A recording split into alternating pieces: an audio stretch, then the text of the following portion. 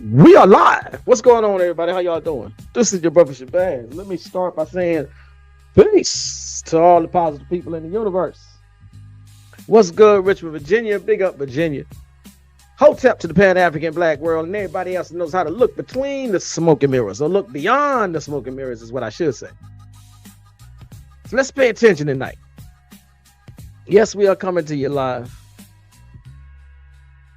What's good, everybody? This is the Proper Perspective. I'm your host, the brother Shabazz, sometimes Professor Shabazz, and I'm gonna be in my Professor Sorio bag tonight. Anybody that happens to come through, let me know that you're here. Put something in the comments. I put your name on the screen. Let me know where you're representing from. Smash that like button. Subscribe to the channel if you're new here. But what we talking about tonight, I will have you just know. I'm gonna turn this music down in a minute. We ain't gonna be pulling no punches tonight. Now, I think it was last night. I might be wrong. It might have been the night before last, but I just so happened to be in the chat room of another good sister that put that work in this Pan-African world. Peace, fam. Peace to Dr. Dennis Winkler. Scholar extraordinaire is in the house.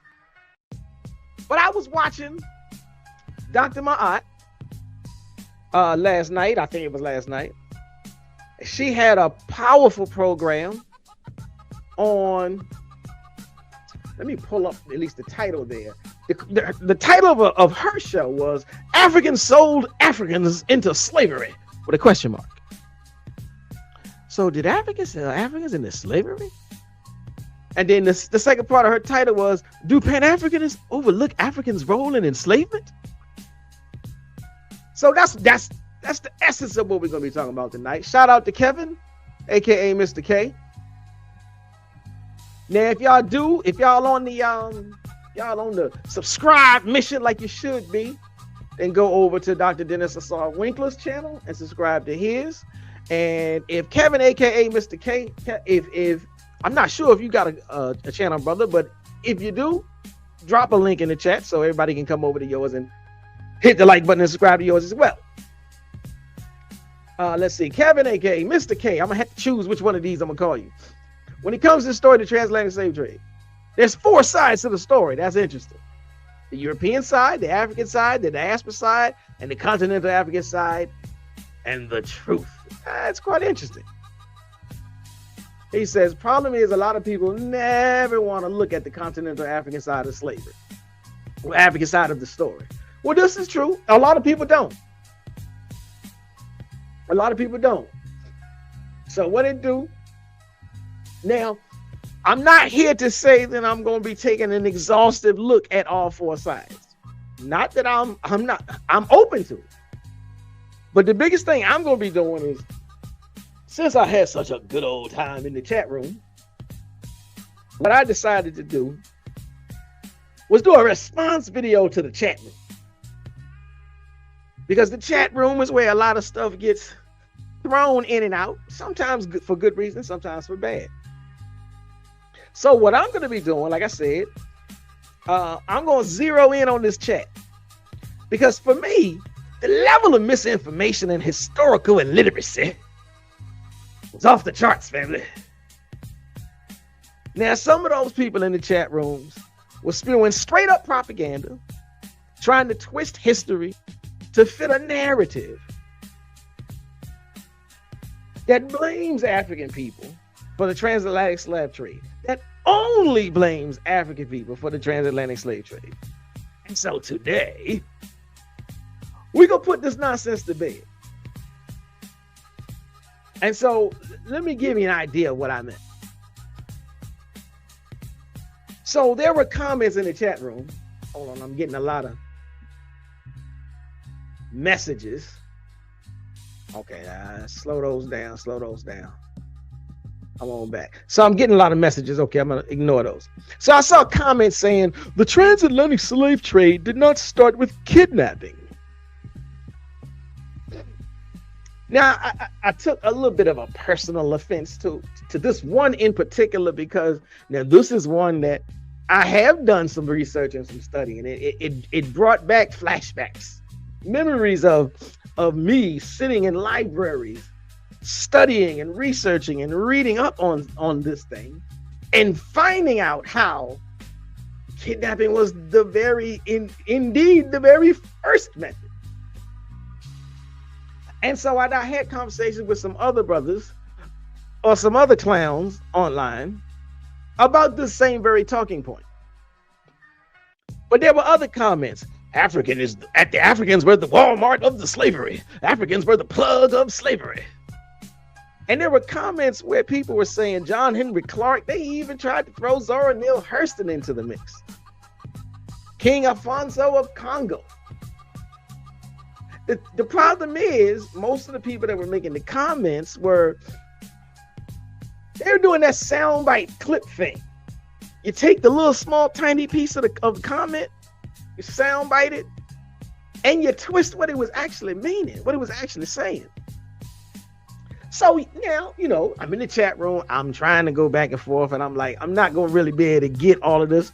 Chat room only gives a certain amount of characters to make your responses. So that's what brings us to this today. So hopefully we will effectively challenge some of these misinformation talking points. I'm gonna try to go through them one by one with some actual historical evidence.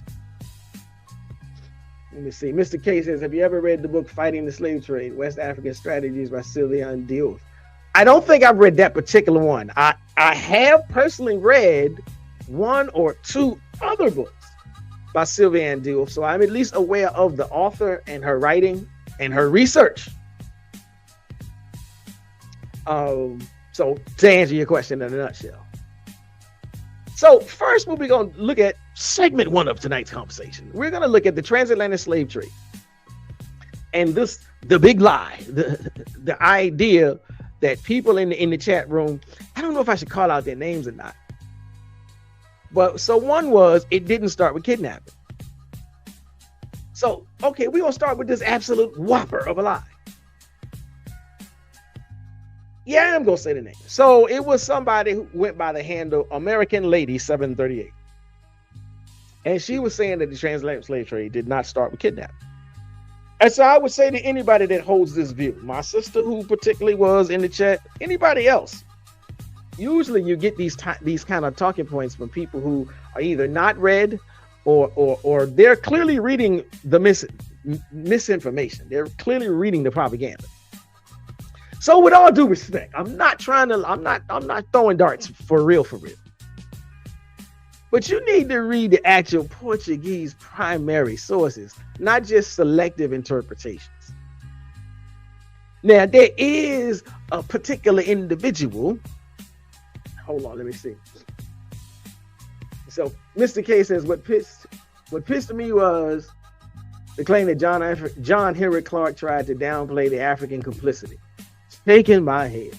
John Henry Clark even said that the African mistake was involving outsiders in their internal disputes. That is absolutely correct. And it does piss me off as well that there's this term, it's called iconoclast. And part of what the FBA is about is iconoclasticism. A lot of what they do is simply, they will say anything as long as it is in the spirit of bringing down an elder. But let me get back to, what I'm saying here. So you had this Portuguese individual, Gomes Eanes de Zurara. Now I'm gonna try to put his name on the screen. I'm gonna try to put his let me get his name onto the screen and get the title of his. I don't have the full title. I thought I had the full title. But so he had a chronicle. Gomes Eanes de Zurara's Chronicle. So that's one you can look up and actually do some reading.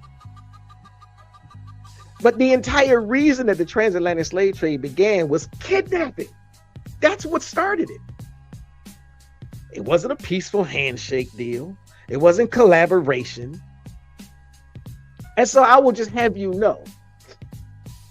Now, I'm not sure what dates, we all are aware, I think, of the 1619 project. And then somebody else, I don't know if it was Trump or some other, incorrect individual tried, oh no, I think that was the FBA website that said 1526. But in 1441, Portuguese captain, 2 of them to be exact. Let me see if I can get this over here because I'm looking at the screen the wrong way. There was a Portuguese captain by the name of Antão Gonçalves. I'm sorry, I said his name. Antão Gonçalves and Nuno Tristão. And what they reported once they landed was that they can't find a market. Like, where is the store? So for the people to say it was the Walmart of, so where is the store where we buy the slaves? They landed on the coast. Now they didn't find a market. They did see 2 Africans. And you know what they did? They walked up to them and said, peace in the name of Jesus Christ, my brother. They laid hands on them. They got the better of them. They kidnapped them 2 Africans, forced them onto their ship, and took them back to Portugal to meet Prince Henry. This was literally the start of what eventually became the transatlantic slave trade. It was started with kidnapping, the first 2. So when somebody says such silly stuff, such idiotic things like slavery didn't start with kidnapping, you're not reading, or you're not being honest. Now, I don't know what it is. I don't know what's in your heart. And Mr. K says, in regards to the slave trade, and he always, the Africans were politically naive about the motives and agendas by foreigners regarding being involved in their internal disputes.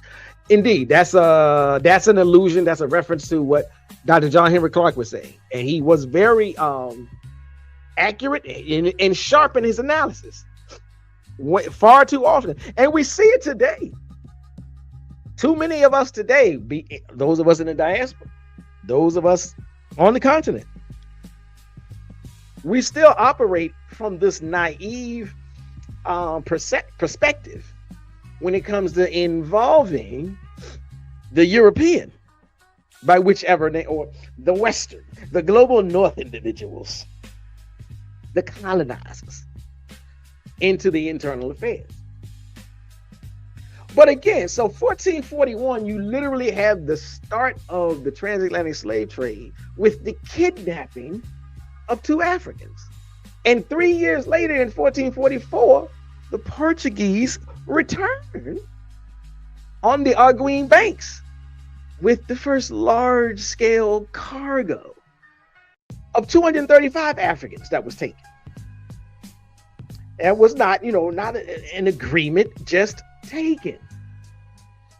Now, the Portuguese chronicler, Gomes Eanes de Zurara, and he was literally the propagandist. It was his job to be on the mission just to write a good story about the bravery of the Portuguese. And his job was to glorify the Portuguese king. And so, like, somebody else in the chat room was like, he probably just a Pan-African writer you reading. No. Clearly, far from it. His goal was to make Portugal look like the valiant, brave rescuers of the savages. And he describes, I'll give you one example. He describes a brutal dawn raid. This is not a sitting with the king and I will give you this if you give me that. It's a raid performed by the Portuguese. And he writes, our men crying out St. George, our men crying out Portugal. our men fell upon them, killing and capturing as many as they could. They were stolen from their beds.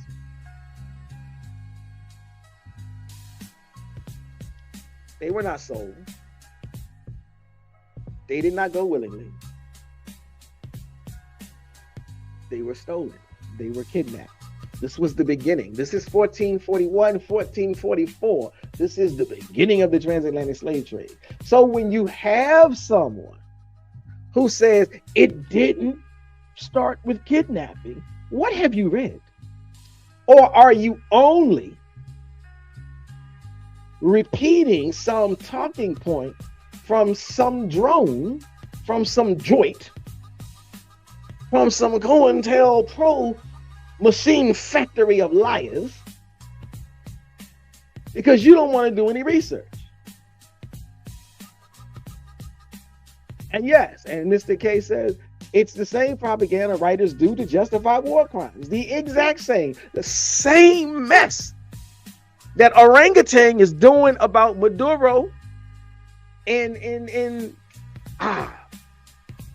Colombia, and that he did with Nigeria. They just write up and expect everyone to believe it. So yes, a slave ship called Jesus by Dele Ogun. I'm gonna look into that. Thank you for that, Mr. King. I'm gonna look into that. So again, what we're doing tonight, we're breaking down, we're debunking talking points. So another talking point. Oh no, hold on, before I get to the next talking point. So I'm gonna give you one more receipt. Because Gomes, Eanes de Zurara. And yeah, that was his. I thought I had his whole book. So Gomes, Eanes de Zurara.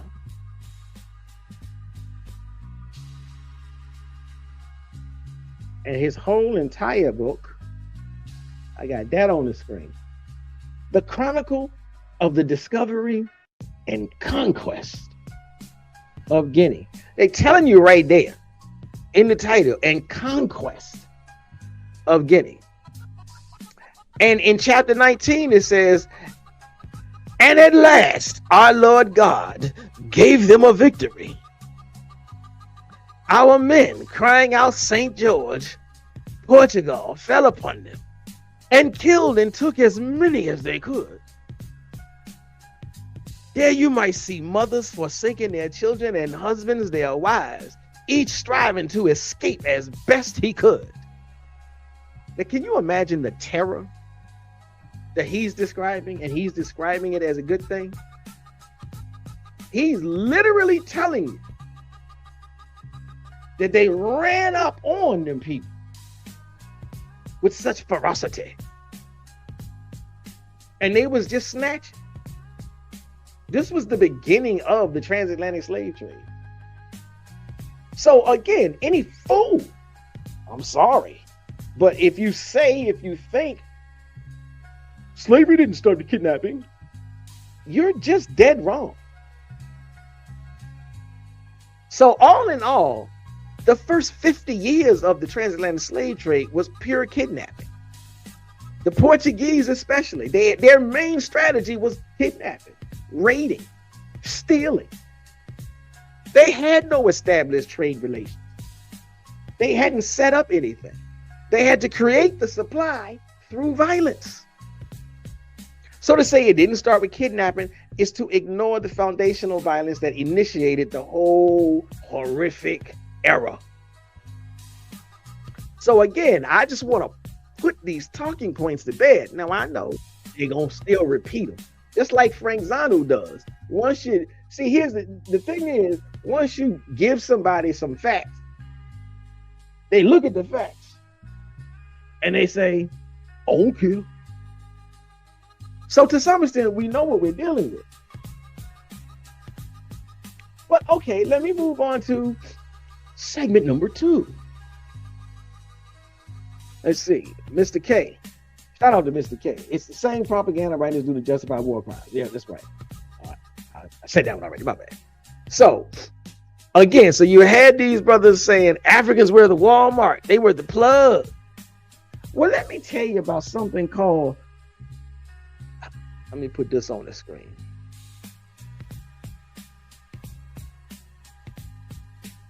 Just so that you can, so that you will have the information. Again, we're talking about the kidnapping, the Panyarring factor. That's what we're talking about right now.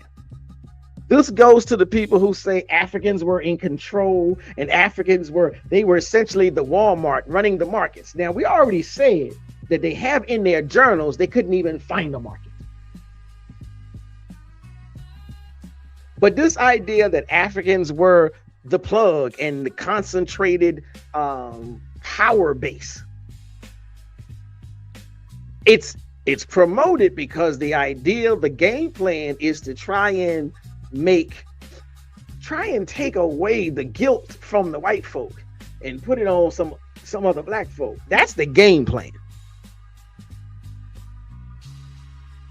But this completely ignores, again, another method used by the Portuguese. So there's this thing called the Panyarring factor. Now, what is Panyarring? Panyarring was a Portuguese corruption of a local debt custom. So yes, they found out that in that area there's a local custom where if you owe a debt, and especially if you living your best life and you're not working on paying that debt, then there was a local custom where because you owed a debt, you could get picked up by the people who you owe the debt to, by the king, by provincial authorities, and you were going to be made to pay that debt. And if you didn't have it, then they would send word to your family and say, well, y'all know cousin such and such, y'all know big brother such and such, y'all know he owes such and such. Now, we got him under lock and key, so to speak, not a jail, but we got him in our custody. They didn't have a jail. Now, if y'all want him to walk free, you're going to have to ante up the loot. His debt got to be paid. That was Panyarring before the Portuguese got there. So what the Portuguese did, once they found out about this whole thing, oh, so anybody can just go snap on them. We can go grab them. So a Portuguese captain would kidnap a high-ranking person. Or even better, don't let me find a group of children out there playing, and they ain't got no guard today. Well, the guard went on lunch duty. Go grab them children from the village. He would then send word back to the village. Bring me 20 other humans. Bring me 20 able-bodied men. Bring me 10 men and 10 women. And I'll let your children go. You got 48 hours or your people die. That's Panyarring. It's not negotiating deals. That's not Africans being in control of the market. That's hostage situation. That's a ransom scenario. But this is what the Portuguese were doing. This forced African communities into a horrifying choice. Raid a neighboring village or lose your own kin. But y'all want to take the white man off the hook and say it's the Africans' fault. So when someone says Africans sold each other, ask them, well, is it a sale? When your family is held hostage and you're forced to kidnap someone else to get them back, is that what you call a sale? That's not a transaction. That's an extortion racket. The Portuguese didn't just buy humans. They actively created the violence that supplied the victims. They weaponized African rivalries, all while holding the gun. So that Panyarring tells you a lot about the beginning of the slave trade and who had the power. You ain't got to believe me. Y'all know most times I get up here, I come with the receipts. So I'll give you another one and put this on the screen.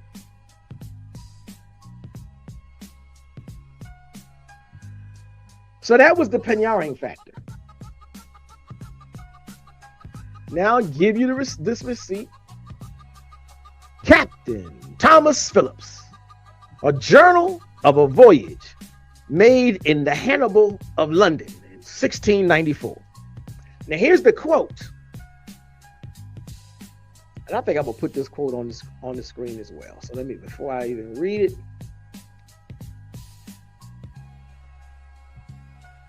Hold on, let me see where that, there we go. So here's your quote. The most common way of procuring slaves is by Panyarring, or kidnapping, seizing any they can light upon. We are often forced to stay at a place for a week while they go inland to panyar others to redeem their own people that we have taken. So again, why is this important? This is the receipt. This is the text. This is the journal written by Captain Thomas Phillips. This is the Portuguese saying, this is what we do. This is the Portuguese saying, this is how we got those bodies off of the continent. So when somebody says, there was no kidnapping at the beginning of slavery, you don't know. You're either ignorant, and that's by choice, or you've been indoctrinated into a false narrative, and that's by choice. And when somebody says, well, the Africans was in control of the markets, ain't a whole lot of control when they done kidnap your babies, when they done kidnap your dear brother, your mother, your sister. So to those who claim Europeans couldn't go inland, so Africans did all the capturing, we got another half truth here. While Europeans didn't initially march thousands of troops deep into the continent due to disease, and powerful African armies on the rivers, they did absolutely learn.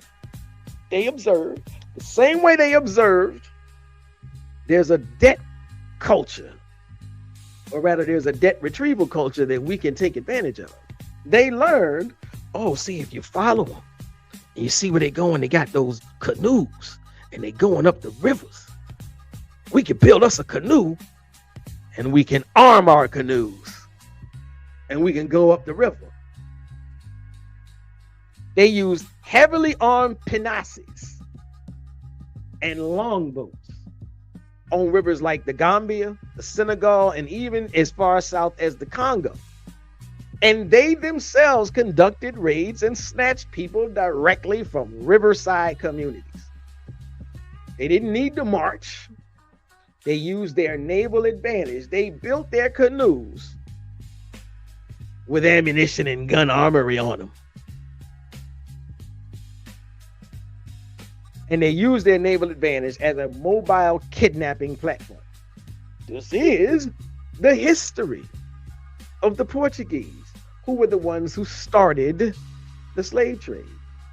So I'm sorry, American lady. I'm sorry, whoever what was the brother's name? I had his name. Well, I thought I had his name. I can't find it now. But all of the clowns, I don't want to say for sure that they were FBA because, I don't know. They weren't necessarily coming into the chat claiming FBA, but they sure were talking about them. So now we've hit receipt number 2. That's receipt number 2. So now we know we've established that Europeans did indeed go inland via the rivers. So we're gonna move on to, and this was one of the books. This was kind of funny. Hold on. Uh-oh, I don't know what I just did.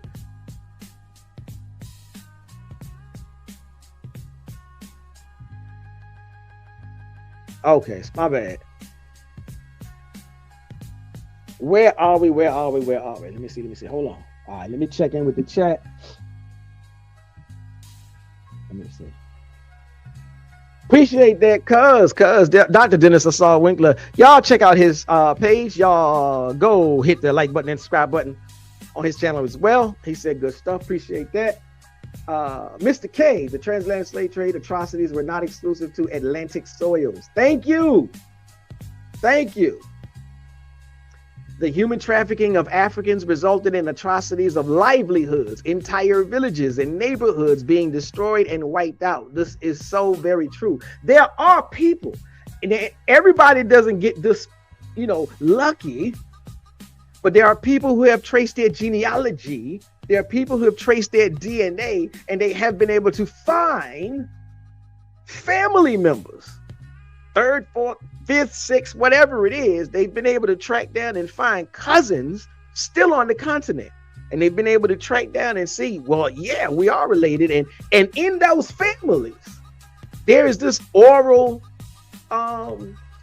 tradition being passed down about a distant elder who got kidnapped, a distant elder who was stolen.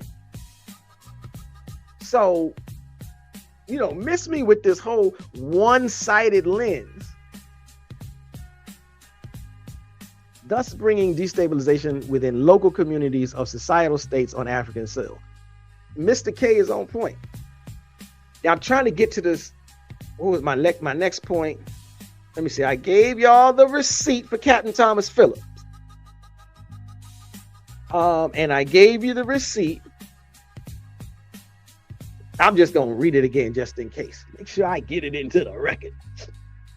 So to those who claim Europeans couldn't go inland, so Africans did all the capturing, that's the half truth. Right. So I said that they armed their own canoe boats and went up the Senegambia and the rivers in Gambia, Senegal, and the Congo.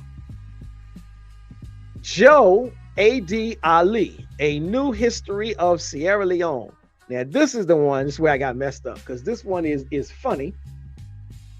The brother that came on during Dr. Maat's show, he wanted to chime in and say that he sides with Trevor. Now, I don't know who Trevor is. Trevor was a brother that came onto the show, and he was sounding reasonable, but he was spewing forth all kinds of FBA rhetoric. I was gonna play some segments of it, but y'all know sometimes you get strikes on your channel when you start playing other people's things. So I'm gonna slow that down. But Joe A.D. Alie, A New History of Sierra Leone. Now, this is quite interesting, because again, even though the guy that came on the show telling everybody, read this book, this will show and prove that the Africans was in charge. It's funny how these people, like,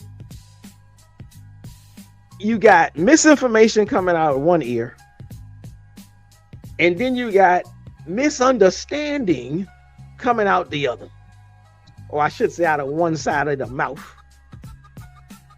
So this book by Alie, A New History of Sierra Leone, literally says Portuguese mariners used small armed vessels known as pinasses to navigate deep into the river estuaries, where they could surprise small settlements and kidnap inhabitants before the larger inland armies could be mobilized to stop them. But you want to use this book as proof that the Africans were in control. It's proof that the Portuguese were raiding, were kidnapping, were acting in hitherto unbefore seen violent manners in an overwhelm. It was just like George Bush with shock and awe, Operation Shock and Awe. If you hit your opponent with something they ain't seen before, then you overwhelm them. Mr. K says, I sent you a link on Facebook, inbox of an article entitled Anti-Slavery Laws and Abolitionist Thought in Pre-Colonial Africa. The View from Benin, Congo, Songhai, and Ethiopia by Isaac Samuel. Thank you very much. I'm definitely going to get into that article. Might just go ahead and grab it and deep dive on it in one of my next videos. But let's keep moving. Let's keep moving right along. Segment number 3. Because we want to go beyond. Listen, what is it? It was somebody in the chat and they said something about if you read about King Alfonso, you'll see Africans sold their own kind. And I'm like, again, brothers and sisters, are y'all only reading one page in a book? Like if it says Alfonso did have a hand in selling slaves on page 3, and then on page 4, but you didn't go to page 4, because then on page 4 it says actually that statement was one of the narratives that's been promoted for a number of years by those who wish. See, again, you're not reading the whole book, is what I'm saying. And this is what happens when you don't read to understand. You read to find a gotcha moment. I'm gonna use this. Now I say all that to say this is perhaps the most disingenuous use of history somebody has ever heard. When the Blame Africa crowd, how about since the acronym squad, they love acronyms. How about the BAC folks, the Blame Africa crowd? When they say go read about King Afonso, they're counting on you not reading his actual letters. They're counting on you not reading his actual letters. So King Alfonso the First of the Congo, this was early 1500s. Now he was a Christian king. Now, I might want to take a shot at that, but I'm not gonna. But he was a Christian king. And he initially welcomed the Portuguese into his kingdom. But by 1526, he realized there was some ish going on that wasn't right, that wasn't going in accordance to what he thought they meant when they said, we're going to come and bring stuff. We're going to come and help develop it. So by 1526, he was, and I even hate to use this term, but he was damn near begging the King of Portugal to stop the trade. Because he recognized this ain't what I thought it was. What y'all doing, y'all about to destroy my whole kingdom. This is not what we agreed upon. This ain't what I signed up for. So this is what you have to read. So when it's funny, when somebody says, well, go read King Afonso. I will. Read the letters. Don't read. I don't know where y'all getting this stuff from. Maybe it's Dane Galloway, because I heard that he was just making up all kind of stuff, but I clearly have not read his mess. I don't know where y'all getting this stuff from. When you read the letters, when you read the text, you see the absolute opposite of what these people are saying. So Mr. K says another reason why Europeans couldn't go inland was because they didn't know the African inland geographical terrain very well, and thus making them like a fish out of water. Now that is true. That, what I'm saying now, I'll say it this way, because for someone not used to nuance, someone not used to nuance will say, wait a minute, you just contradicted what you just. No. Many Europeans couldn't go inland. That doesn't mean none of them did. but many couldn't go inland because they didn't know the territory. There were some who did know or learn the territory, but most didn't. Dr. Dennis Osawila says, damn, their mythology grows more exposed by the day. They should have chilled out. You know something for real? They could have been in their own little corner. You are absolutely dead right, cuz. They could have been in their own little bubble, creating this mythology, this multiverse, this Marvel cinematic universe of theirs, to their own accord. If they just would have, like, strike one, Pan-Africanism is dead. Hold up. No, we right here. Pan-Africanism is still doing the work that they said they signed up for. They could have had their own little bubble if they just would have stayed in their own little corner. But so again, King Alfonso. So he writes, and I'm gonna get this onto the screen. At least I'm gonna try to get this onto the screen. I want you to see it, because I know some of you will go and read the letters, and I know some of you won't. So you at least get this little small part. I can't get it all on the screen. But he says, many of our subjects eagerly lust after Portuguese merchandise. To satisfy these appetites,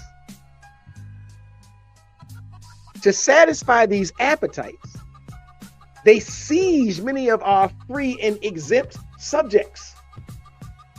They kidnap them and cause them to be sold. So great, sir, is the corruption and licentiousness that our country is being completely depopulated. Let me get the rest of that. So great. I'm gonna get that last little part on there. So again, this is out of the King Alfonso letters.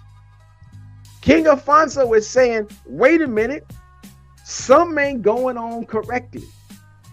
Y'all down here doing stuff in such a way, now people is just, y'all, you depopulating my kingdom. People are stealing and kidnapping other humans. This is not what we signed up for. So in his letters, he's saying, hey, King of Portugal, come get your peoples. Get them up out of here. But FBA said, they ain't never tried to stop nothing.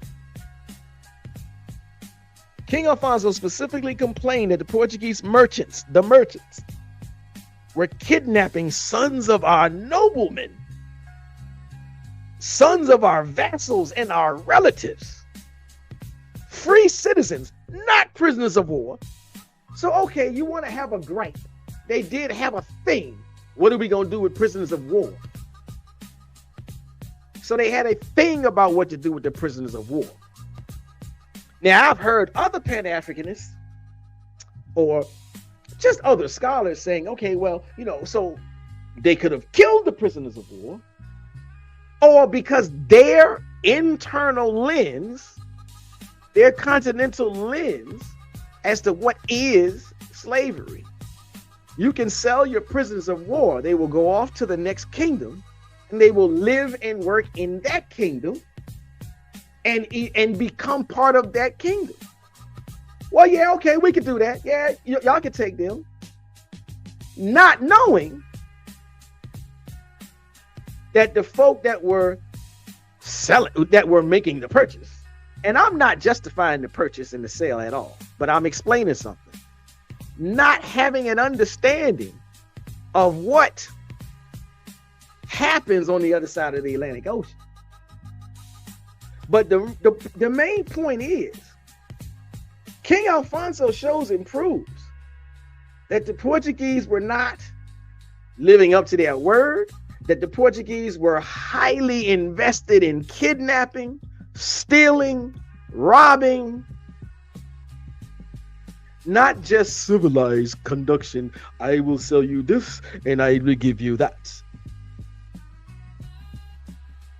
And when King Alfonso tried to stop it, the Portuguese king, I'm not sure how to say his name, João the Third or João the Third, he essentially told him, he wrote back, okay, yeah, okay, so the king has written me a letter, I must respond. And he wrote back and said, profit comes first. Now, and just like what the French try to do today, they tried to assassinate Afonso at Easter Mass in 1540 for asserting his sovereignty. So now let me ask you, if he was selling his own, why was he fighting to stop it? The only folk that was literally up for grabs were the prisoners of war. Now you can have your own argument. I would say this, if you are the FBA type and you really need to blame somebody that isn't white, then you can have an argument for selling prisoners of war. I think it's going to be weak. But that's where you have some fertile ground. You don't have fertile ground to say Africans were selling their own, because the prisoners of war were not looked at as part of us. Now, I do want to give you a side note, especially in particular to the whole business of the selling anyhow. I think it rather interesting. In 1776, we have in the Senegal area, there was a leader by the name of Abdul-Kader Khan. Now, Abdul-Kader Khan was leader of what became the Imamate. The Imamate of Futa, Toro. And this was in Senegal. Now, once he took over, once he assumed leadership, he banned the slave trade entirely. He said, ain't gonna be no more of this mess. This was in 1776. He wrote to the French, telling them to take their business elsewhere. Now, like I said, since the French back then do what the French do today, they continued to break the rules. They ignored African sovereignty. They continued running amok in the kingdom. And in 1787, Almamy Abdul-Kader Khan, like I said, the ruler of Futa Toro, he sent a defiant message to the French authorities at St. Louis. Now, why am I talking about this? Again, this speaks to the idea, this speaks to the notion that, because what the FBA crowd, what the acronym crowd, whether they be FBA, ADOS, ABOS, Pretendian, Solon, or whatever else they then came up with, they like to push this white supremacist talking point that Africans were 100% on board in the total exchange, in the total selling of and getting rid of, as if not one single African ever tried to fight this thing. So again, and it goes back to the question from Dr. Maat's video, do Pan-Africanists overlook Africans' role in enslavement? My question is, does the acronym squad overlook Africans' resistance in the transatlantic slave, the Ma'afa? I would suggest that the Pan-Africans do that most Pan-Africans do not overlook Africans' role, but we don't underlook Africans' agency and African resistance. So that's the nutshell of the answer to the question. So now let me get back to this letter. Primary evidence. The letter from Abdul-Kader Khan, his letter is one of the most powerful powerful proofs of African agency and resistance to the Atlantic slave trade. And he wrote, "We are informing you." Let me put this on the screen.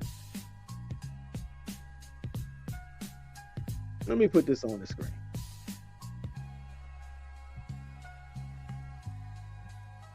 I can't get it all up on the screen. "We are informing you that all those who will come to our country to trade in slaves will be killed and massacred if you do not send our children back. We absolutely do not want you to buy Muslims anymore in our territory or in the neighboring territories."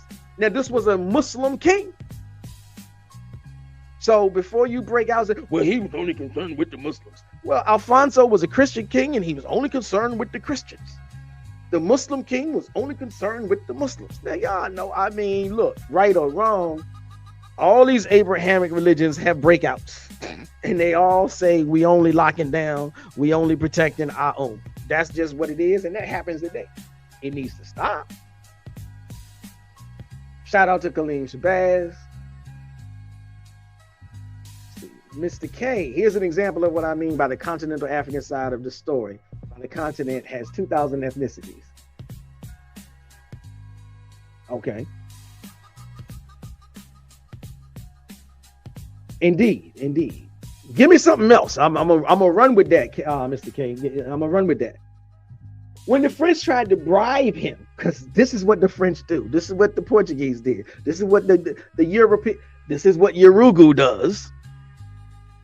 They tried to bribe the king with expensive gifts to make him change his mind. He done told us we got to go. He done told us we can't snatch no more humans. He done told us we can't steal no more babies. He done told us we got to send everybody back. Send him some money. Try to change his mind. And the Muslim king sent the gifts back with a message. And he said, all the riches of the world would not make me change my mind. I want nothing but the peace and welfare of my people. So again, this notion, Africans never fought against it. You just wrong. You ain't read enough. You keep listening to some influencer. You keep listening to your leader that ain't a leader. But you can check the receipts. You can go read, like I said, Mr. K brought up Sylviane Diouf. I was going to bring up Sylviane Diouf. She is a world-renowned historian at the Schomburg Center for Research in Black Culture. Is one of there's information about her death. I think this is the same text, and I didn't even realize it. Fighting the Slave Trade, West African Strategies was published in 2003. So yeah. Now, if you happen to find yourself on an airplane like I like to, and you end up over in Senegal like I like to be, then you can look at the Archives Nationales do Senegal, Series B, Correspondences of the Government. Don't think I ain't going to look when I get over there. But that's not all. We still on this side note, because the Oba of Benin it was a 200-year ban. This is the most famous example of a powerful kingdom simply opting out of the gun slave cycle for 2 centuries. And I say this because, again, yeah, there was a point in the video where I think the brother Trevor, and so Trevor was saying that the Dahomey kingdom was doing it. The Oyo kingdom was doing it. Look, I don't disagree that there were kingdoms performing and participating. So again, if we bring this back to the question, do Pan-Africanists overlook African participation? Here's the answer. The answer is no, and I'll tell you why. I'm not aware of any Pan-Africanist that has ever denied that the Dahomey kingdom had a hand in some stuff, or the Oyo kingdom had a hand in some stuff in slavery. But my question is, but do you also give credit to the kingdoms that said, hell no, we ain't gonna do it? I don't think you do. I don't think you do. I think you're only looking for the guilty. Now, there's a scholar by the name of Dr. AFC Ryder. And to most, he is considered the definitive authority of Benin-European relations. And he has a text, Benin and the Europeans. I'll put that on the screen since I'm getting ready to read something from him. So Dr. AFC Ryder. So you see it on the screen. His text is called Benin and the Europeans, 1485 to 1897. It was published in 1969. The author's name is Dr. A.F.C. Ryder. Now, I give you another one. This one, I would hope that everyone has read this one. But you know, Dr. Walter Rodney, How Europe Underdeveloped Africa. And in his text, he uses Benin as direct proof that Africa was not a willing partner, not as a whole. Now, Ryder cites Portuguese trade logs from the factory at Guatone. These logs show that the Portuguese were complaining for decades that all they could buy is pepper and ivory. We thought we was gonna come down here and get our hands on some black bodies, and all they'll give us is pepper and ivory. This is in their writings. Why? Because the Oba refused to sell men, women, or children. So, do Pan-Africanists overlook African participation? No. Does the acronym squad overlook African resistance? Absolutely. But okay, that's enough of my little side notes. Now, we'll go to the next segment. Let's see, Colleen Shabazz, let's go from academics to active. We need organization. Yes, we do. I would say, depending on where you are, some of the cities in this here belly of the beast have a whole lot of, have a huge network of organizations that you can join and support. Shout out to Baltimore, my dear cousin up there in Baltimore, and he rocking and knocking it out. Now I'm down here in Richmond, Virginia.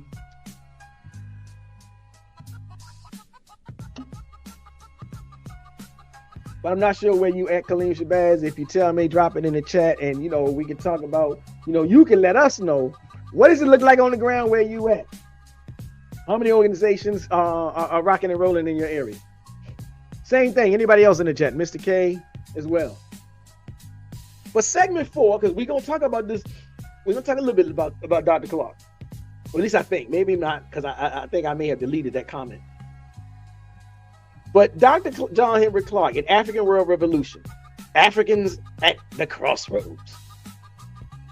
And since I've been putting everybody else on the screen, I need to put this man's work on the screen, at least this way.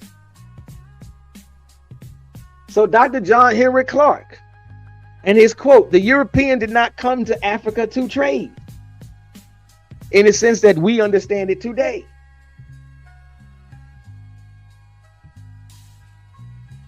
I'm going to put that quote up there as well.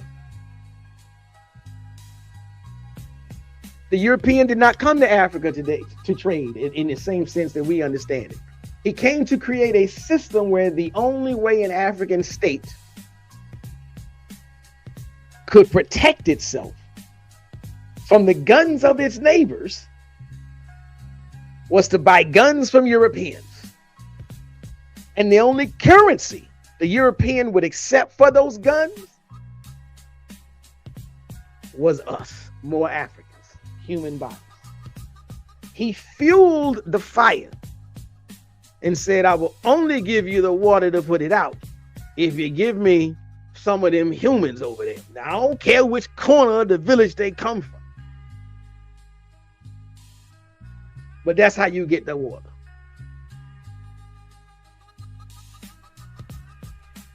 Let's see. Now, Dr. Genesis Winger says, you making the case. I hope so. I hope so. Elaine Shabazz, diasporic Africans need to network and unite. This is true. And this is why we do this. Because Pan-Africans are trying to network and unite. And the acronym crowd is trying to kill the network and create a disunited state of affairs. So, now there was this other comment, a brother or a person, a handle by the name of 202 Raw, 22 Raw. I don't know what it is. Okay, yeah, I already covered this one. He said it was difficult to go inland. And I think, yeah, I already covered this, already covered that. So we don't need to go back over that. Inland receipts. Yep, we use that one. The gun slave cycle, the economic track. And this is what Dr. John Henry Clark was referring to. Because someone in the chat, American lady, those Africans fumble the bag. How you gonna fumble the bag in a protection racket? There was no business deal going on. There was no meeting of the minds. Now, Kaleem Shabazz says, why trust the imperialists? This is a good question. My brother Kaleem, if you get a chance to have a conversation with an FBA advocate, with an ADOS advocate, with an ABOS advocate, or anybody else in the acronym squad, you ask them why they feel as though the propaganda from the imperialists is so sacrosanct. But now let me get this. So again, so we had Dr. Walter Rodney, we had Dr. John Henry Clark. The European didn't just bring guns. They bought a total monopoly on gunpowder. Now, there was somebody in this. I'm not even going to go there. There's too much mythology going on. By refusing to trade guns for anything except human beings, they forced African states into a kill or be killed cycle. Now, that should sound real familiar to you, because they did that to us over here as well. If an African king stopped selling captives, not citizens. You got to look at this from the time, from the, what is it? You cannot be anachronistic about it. You have to look at this from the lens that was in existence at the time. If an African king stopped selling captives, the Europeans would arm the neighboring village or the neighboring kingdom. The choice wasn't get rich. The choice was provide captives or become captives. Just like what he did, just like what orangutan did to Maduro. So check the British parliamentary papers. Y'all want receipts. And y'all so quick to say, I did my research, but then you don't show none of it. You don't drop a link. You don't drop a title. You don't drop a book unless it's a propaganda book. Check the British parliamentary papers, the ones written and published in 1789. They admit that they intentionally sold what's called trade muskets. What's a trade musket? I'll put that on the screen. What is a trade musket? They admit that they sold trade muskets. So again, they admit that they were coming in not on equal ground. They had the upper hand and they weren't trading anything of value. Trade muskets are shoddy guns. We'll give you our worst. To ensure African states were always dependent on Europe for repairs, for fresh gunpowder. It was an addiction-based economy designed to keep the kidnapping machine in full circle. So again, yeah, you can go read Joe A.D. Alie. because he's discussing riverine warfare in the Peninsula. He's not saying that there was no kidnapping going on at the beginning of the transatlantic slave era. You can read Walter Rodney to learn about the gun slave protection racket. You can read Sylviane Diouf, who documents the resistance kings, or the resistance era, the resistance kingdoms.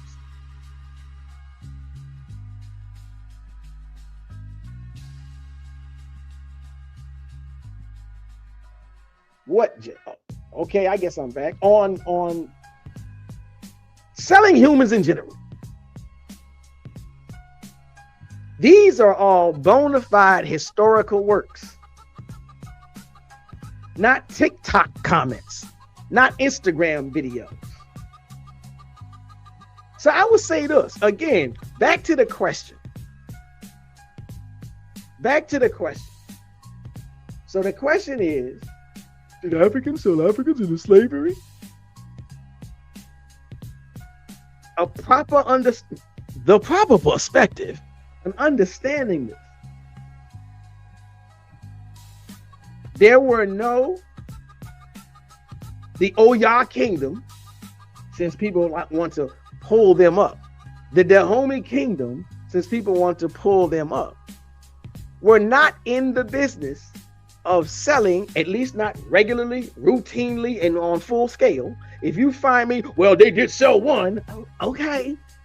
But it was not their normal business method of operation to sell the citizens of their kingdom. And at that time, no one looked at each other in the universalist way that we look at each other today. You see the same thing if you go to England. You think England didn't have a time span, a time period where they looked at each other as enemies? England is made up of like 4 different ethnicities or nationalities or kingdoms. It's called the United Kingdom. It's the Brits.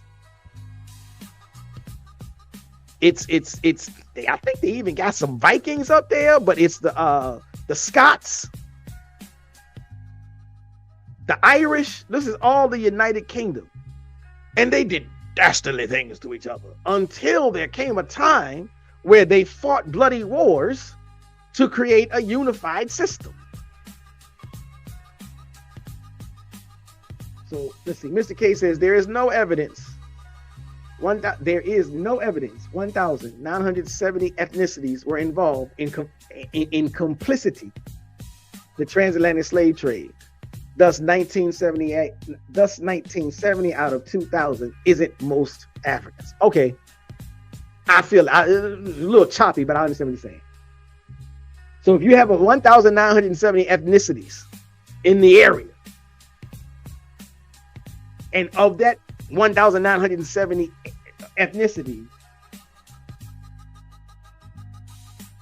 there's no evidence that many different ethnicities were taking part and being complicit in the trafficking business in the Ma'afa. So you can't say most Africans. Exactly. Like I said, you can pinpoint, you can say, well, the Oyo Kingdom did it. The Dahomey did it. Okay, that's fine. Well, the Oba of Benin didn't. The Maat of Futa Toro didn't. We can play this.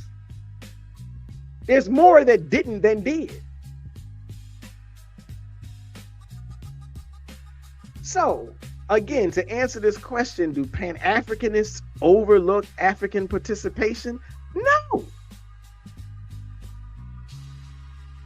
The more important question is, why do the acronym squad overlook resistance?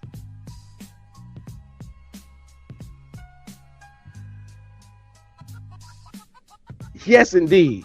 Dr. Dennis Assault-Winkler says, Mr. K is a serious resource. Yes, indeed. So, yes, some African elites were complicit. Does that answer the question? But other African elites fought against it. And most importantly, Europeans were the architects. None of the Europeans that came over said, we shouldn't be doing this. You can't be a descendant of slavery without being a descendant of kidnapping, is my point.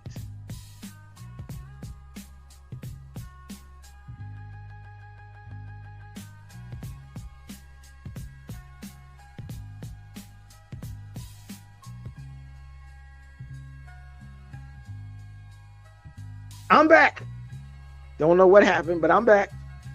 So the clowns may continue to, they're going to continue the talking points. They're going to continue to mouth them and repeat them no matter how many times they get debunked. But we are about the business of debunking the lies and the falsehoods.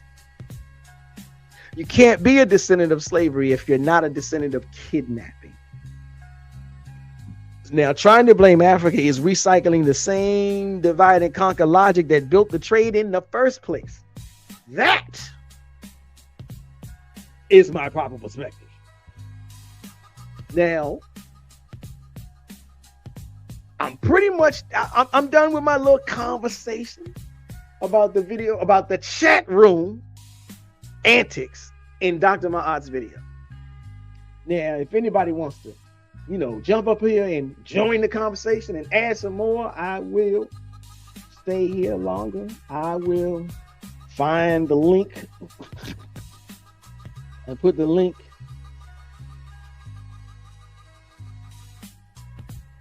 I will put the link in the chat, but you don't have to. But if you want to, then feel free to jump on board. The link is in the chat. The link is in the chat. I will, and not only is it in the chat, I think, I was trying to pin it.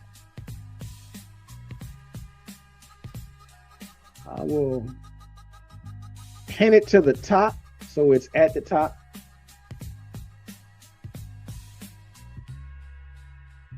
So, and then let's see what else we got on. What else we got on? Okay, so the link is in the chat if anybody wants to come in. If nobody wants to come in, that is absolutely fine. I have reached the end of my presentation and conversation. I do appreciate anybody. I appreciate everybody for showing up, participating, paying attention, listening, going back and forth with me. Like, share, subscribe, share this video to somebody else. You can share with the FBA nuts and tell them, come debate me.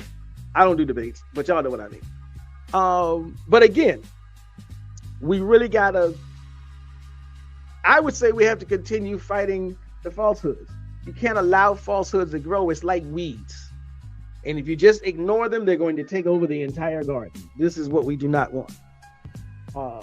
Ever since we've been over here, we've had to fight on multiple fronts. And nothing's going to change about that. It is sad that you have to fight your own kind. But we've always had to fight our own kind.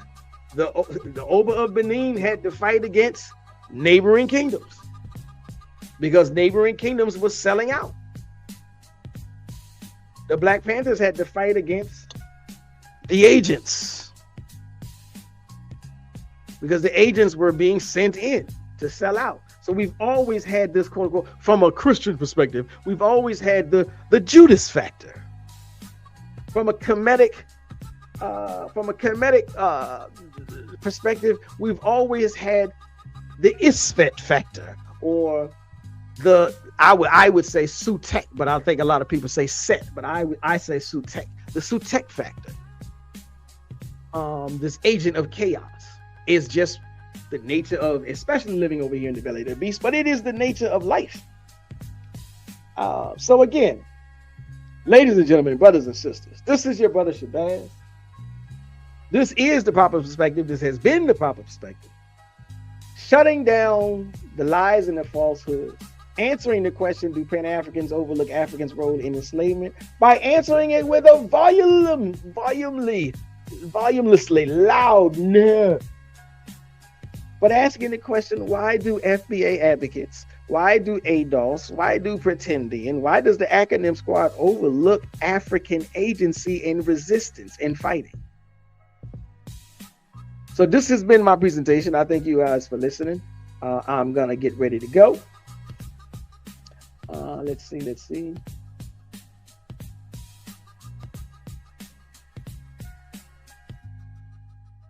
And I'm gonna fade on out. Peace.